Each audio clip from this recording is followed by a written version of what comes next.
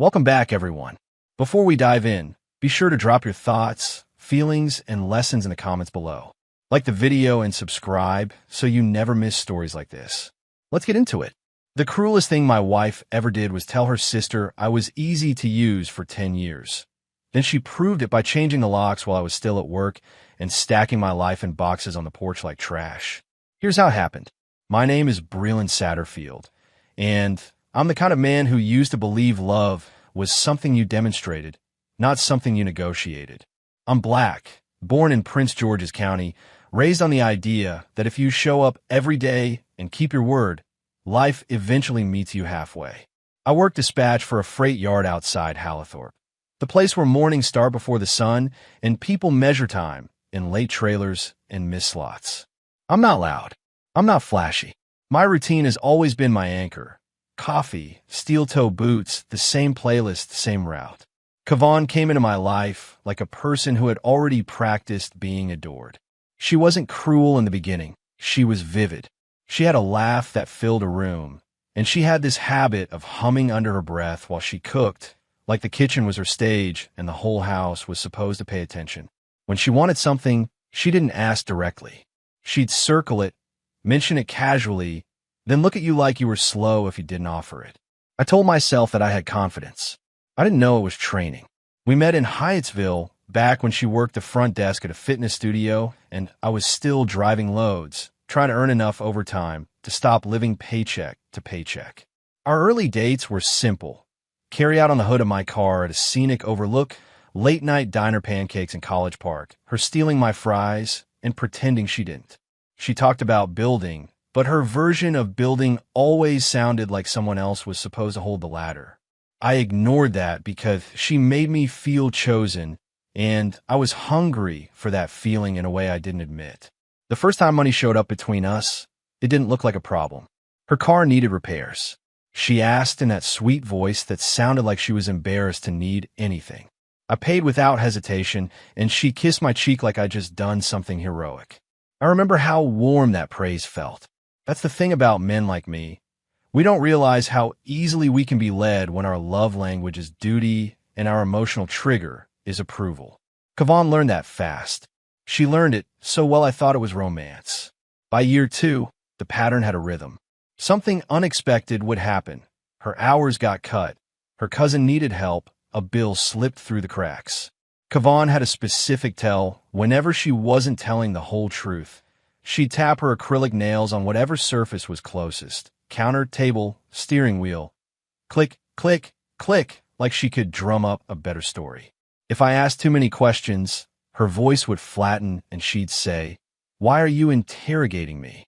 And because I hated conflict, I'd back down and pay. We got married in West Baltimore at a small event space near a church her aunt loved. It wasn't fancy, but it was full. Uncles in pressed suits, cousins hugging too hard, women in bright dresses, kids running under folding tables. I looked at Kavon in her white dress and believed I was stepping into a life where we would protect each other. That belief made me proud, and pride can make you blind.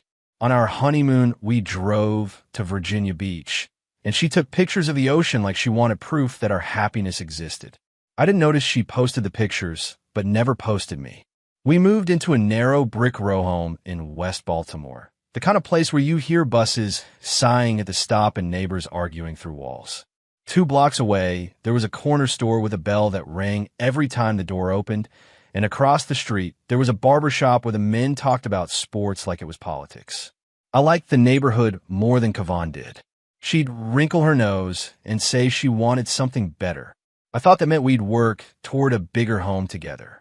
I didn't realize she meant she wanted a bigger life without changing her habits. My morning started early. I woke up before 5 o'clock, did 10 push-ups beside the bed, then stood at the sink brushing my teeth while the house slept.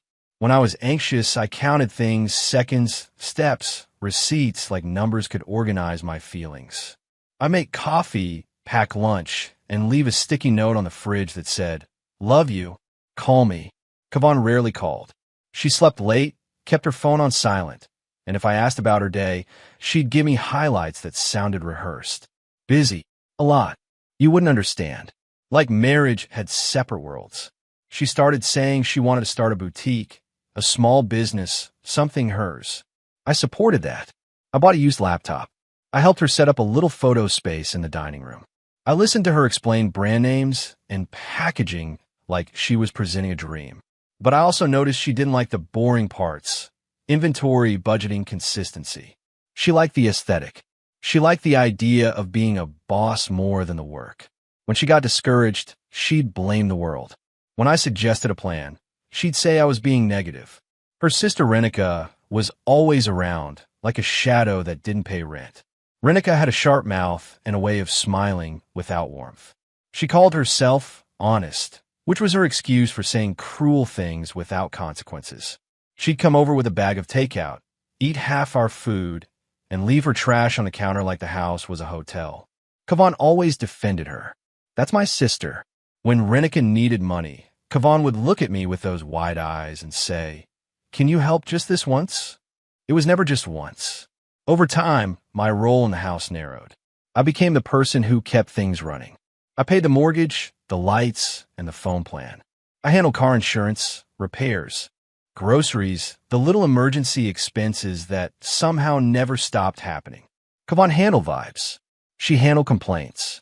She handled telling people on social media that she was self-made, while I quietly moved money around to keep us afloat. My flaw wasn't just that I avoided confrontation.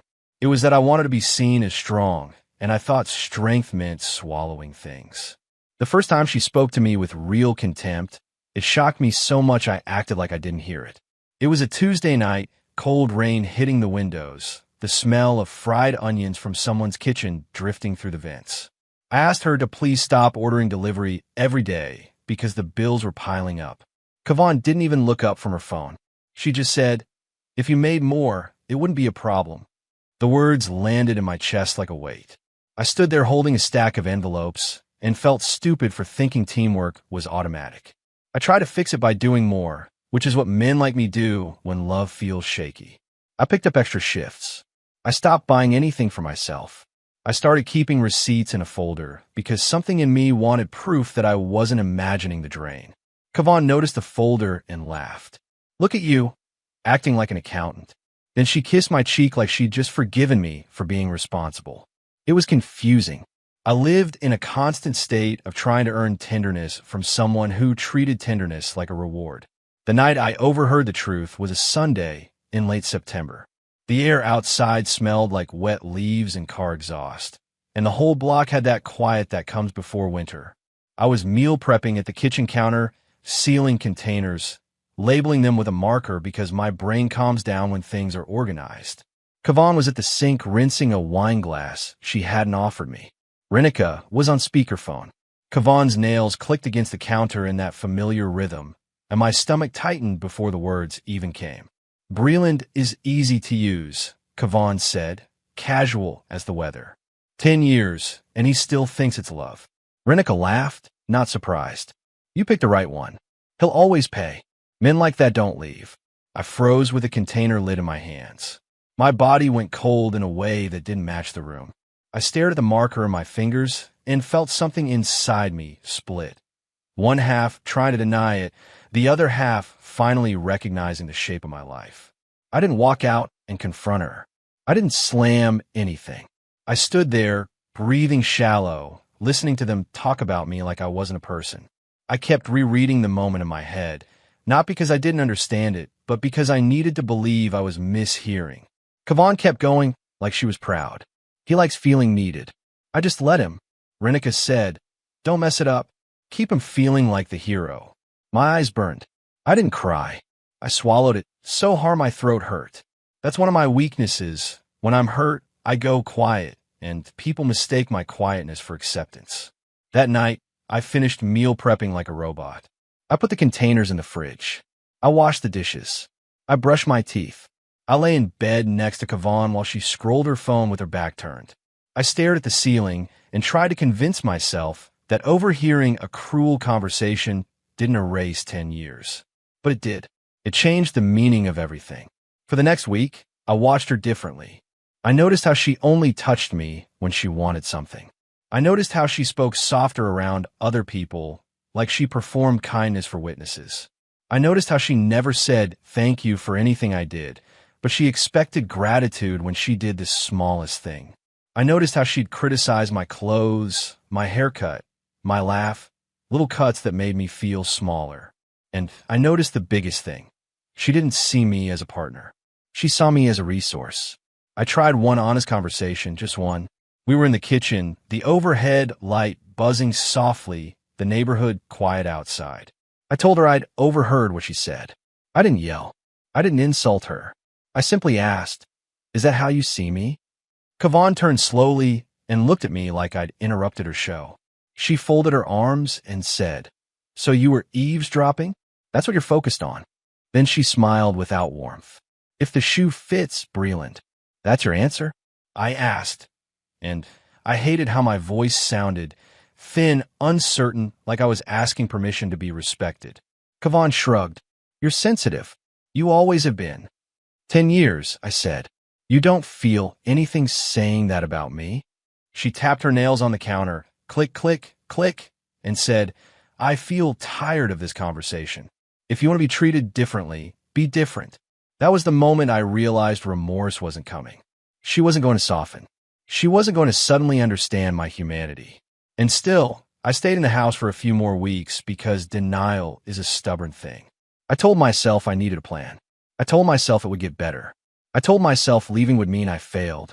But what I was really doing was trying to survive emotionally by pretending my marriage wasn't a scam I'd invested a decade in.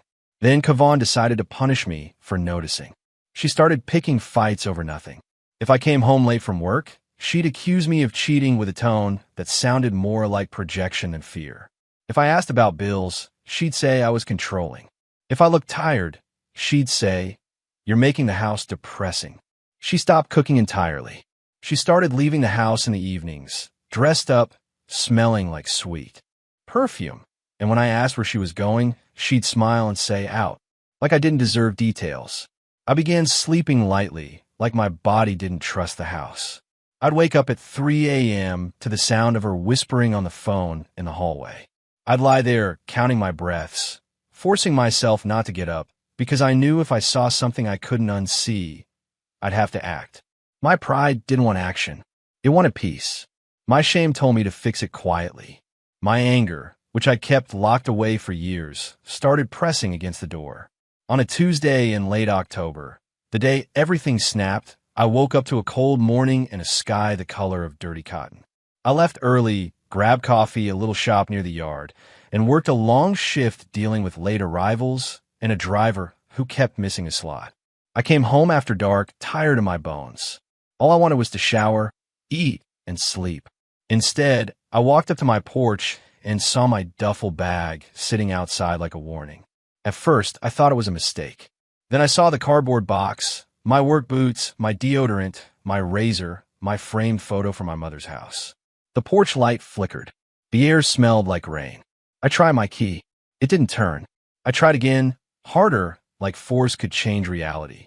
Still nothing. My stomach dropped. I knocked. No answer. I knocked again. Finally, the door opened a crack, and Kavan stood there with a calm face and freshly done nails. "You're not coming back in," she said. "What are you talking about?" I asked, and my voice cracked in a way that embarrassed me. Kavan shrugged. "I need space. You make everything heavy. Go stay somewhere else." "You changed the locks," I said, like naming it could make it less insane. "Yes," she replied, bored. And behind her, I saw Renika on the couch, legs tucked under her like she lived there, scrolling her phone. She didn't even look up. The TV was on, volume low. The house looked normal, like my life hadn't just been cut off at the door. "So this is what you do?" I asked. "After 10 years, you throw me out?" Kavan's mouth lifted at one corner. Not remorseful, satisfied. "You'll be fine, Breland. You always figured out. That's what you're for." I stood on the porch in the cold with my bags and felt something deep in me collapse. Not dramatic, not loud, just a quiet surrender to the truth that I was not safe in my own marriage. I wanted to argue. I wanted to push past her. But I also knew that if I forced my way in, I could be made into the villain. Kavan was the kind of person who stayed calm while provoking you, then pointed at your reaction as proof you were the problem. So I picked up my bags and walked away because my dignity was the only thing I could carry. I slept in my car that night in a grocery store parking lot off Edmondson Avenue, the kind of lot where trucks idle too long and security lights buzz overhead. The seatbelt buckle dug into my hip. The air inside the car went stale. I didn't call anyone because pride can be cruel too. I kept thinking I could fix it in the morning, like it was a misunderstanding. While I got anxious, I counted the coins in my cup holder over and over. I watched headlights pass and felt my heart thump like it was trying to escape my chest. The next morning, I went to work like nothing happened because I didn't know what else to do. My supervisor asked if I was okay, and I said, just tired. My hand shook when I typed. I kept seeing Kavon's face in my mind, calm, certain, unbothered. At lunch, I sat in my car and stared at my banking app. I thought about the mortgage, the utilities, her phone plan, the boutique card. I realized she didn't just want me out. She wanted me out and was still paying like I was a paycheck with feelings that didn't matter. I almost kept paying.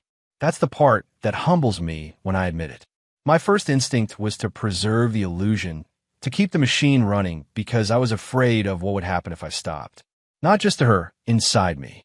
I was afraid to face the fact that I'd been used because it would mean I wasn't as smart as I thought. It would mean love hadn't saved me. It would mean I'd been loyal to someone who saw loyalty as a weakness. But then I heard her voice again, easy to use. And something in me finally went still. That day, on my lunch break, I moved my direct deposit to an account Kavon had never touched. I didn't do it dramatically. I didn't announce it. I just did it. I canceled the auto pays that weren't legally mine, her boutique card, the streaming subscriptions, the little expenses that had become my quiet burden. I kept paying what had my name attached until I could separate it cleanly because I wasn't going to destroy my own future out of anger. That was my evolution, learning the difference between revenge and self-respect.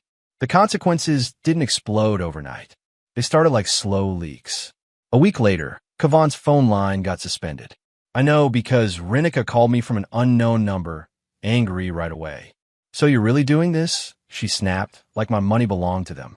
She said you'd never do this. She said you were weak. I remember looking at my steering wheel, feeling the urge to explain myself, then realizing I didn't owe them a speech. I let silence sit for a full breath and said, she was wrong, and hung up. Kavon left voicemails that swung between sweet and venomous. Breland, don't be like this. Then, you're punishing me. Then, you're nothing without me. Not once did she say sorry. Not once did she admit what she called me. She tried to guilt me with lines like, a real man takes care of his wife, as if manhood was a bill she could forward. When that didn't work, she tried anger. You're embarrassing me. That word, embarrassing, told me everything. Her pain wasn't about losing me. It was about losing control. Meanwhile, I had to deal with my own reality. I couldn't live in my car forever. I couldn't keep showing up to work exhausted and pretending it wasn't eating me alive. I finally called my friend Vashin, a quiet guy I'd known since high school, the kind who listens without trying to fix you. He lived in Randallstown in a small apartment above a beauty supply store. He didn't ask for details on the phone. He just said, come through. That simple kindness cracked something in me. I slept on his couch for 2 weeks and felt both grateful and ashamed. During those weeks, I started doing something I'd avoided for years. I looked at paperwork. I dug through the folder of receipts, mortgage statements, bank records, and the refinance documents I'd signed years ago when Kavon's credit was dragging us down. Back then, I'd refinanced the house under my name to protect us because Kavon kept letting Rinika borrow money and it was turning into chaos. Kavon had accused me of being controlling, so I stopped explaining. I just did what I thought a husband was supposed to do, secure the foundation.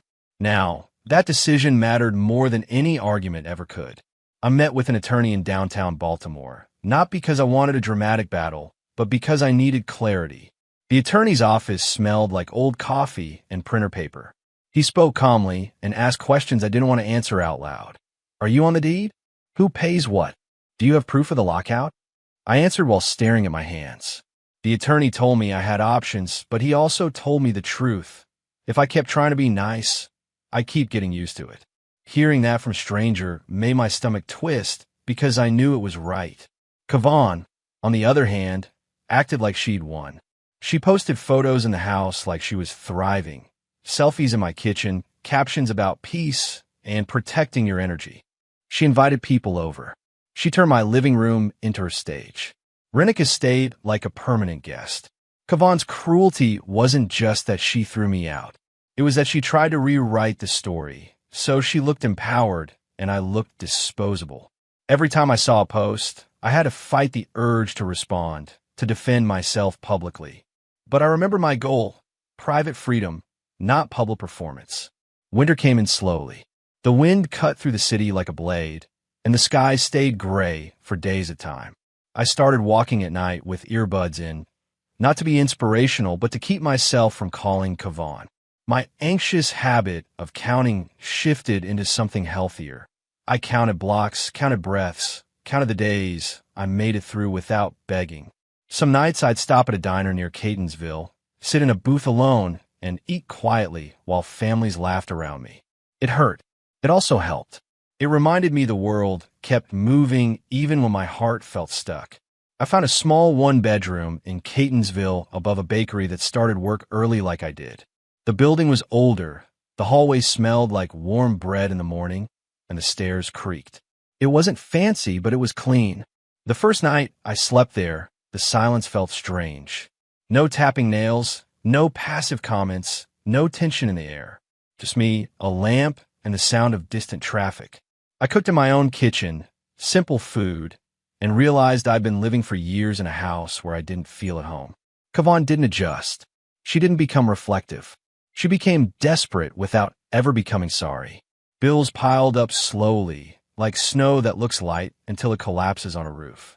The boutique supplier stopped shipping because invoices weren't paid. The utility notices came. Friends who loved her when she was spending my money stopped answering when she needed a favor. Renika, who always had advice when my wallet was open, suddenly had excuses when Kavan needed help. I heard through mutual acquaintances that Kavan was telling people I was financially abusive. That accusation stung because it twisted my care into cruelty. But the truth was simple. I stopped funding my own mistreatment. The most realistic karma is reality tightening. Kavan could still post selfies, but she couldn't keep the house warm without paying. She could still pretend she was independent, but she couldn't qualify for anything alone. She tried to pressure me privately, sending messages like, "You're gonna let the house go?" Not our house. Not our home. Just the house. Like it was a prop she deserved. I didn't respond.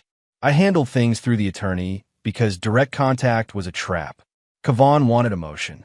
I gave her procedure. Eventually, the hard truth surfaced. The home was in my name, and Kavan couldn't keep it without me. The attorney sent formal notices. Kavan ignored them. She refused to leave because she believed stubbornness counted as ownership. I didn't enjoy any of it. I didn't celebrate. I just followed the steps quietly: paperwork, deadlines, rules. The outcome wasn't dramatic. It was administrative. It was the adult version of consequences. Kavan's world shrank each week as options disappeared. Renika moved out first, quietly, because selfish people always protect themselves when the comfort ends. The day Kavan finally had to pack wasn't a scene from a movie. It was cold, ordinary, and humiliating in the plainest way. She stood on that same porch where my boxes had once sat and stared at her own stacks like she couldn't believe reality didn't care about her pride. She called me 20 times. She texted paragraphs. She threatened. She begged. None of it included remorse. The closest she came was, "You didn't have to take it this far," as if I had forced her to use me for a decade and then lock me out. I didn't gloat. I didn't go over there to watch. I didn't need the image. What I needed was closure that didn't require her understanding. That evening, I sat in my apartment above the bakery, ate dinner in silence, and felt something unfamiliar: peace without tension attached. My life wasn't perfect. I was still grieving. Some nights, I still woke up thinking I heard nails tapping. But I was no longer living under someone else's control, and that was a kind of safety I hadn't realized I was allowed to want. My private transformation didn't look like a victory speech. It looked like stability. I got promoted at the yard because I stopped carrying chaos home and started focusing fully at work. I started saving money instead of hemorrhaging it. I stopped explaining myself to people who benefited from misunderstanding me. I learned to sit with discomfort without paying to make it disappear. I became the kind of man who could hear a lie and not negotiate with it. I wasn't suddenly fearless. I just stopped confusing endurance with love. The last time Kavan tried to reach me, it was late, and her voice in the voicemail was sharp, like she still believed anger could bring back what she lost. "You think you're better than me now?" she said. I listened once, then deleted it. I didn't respond because my closure didn't require her to agree with my boundaries. I took a late walk through Catonsville, breathing in cold air that smelled like winter and fresh bread, and I realized the most satisfying karma wasn't her suffering. It was my quiet freedom, earned, protected, and finally mine. If you stayed until the end, you just watched the most realistic kind of karma. Paperwork, boundaries, and silence. Subscribe for more stories where the comeback is private but permanent, and click the next video, because the next one starts with an even colder betrayal. The end.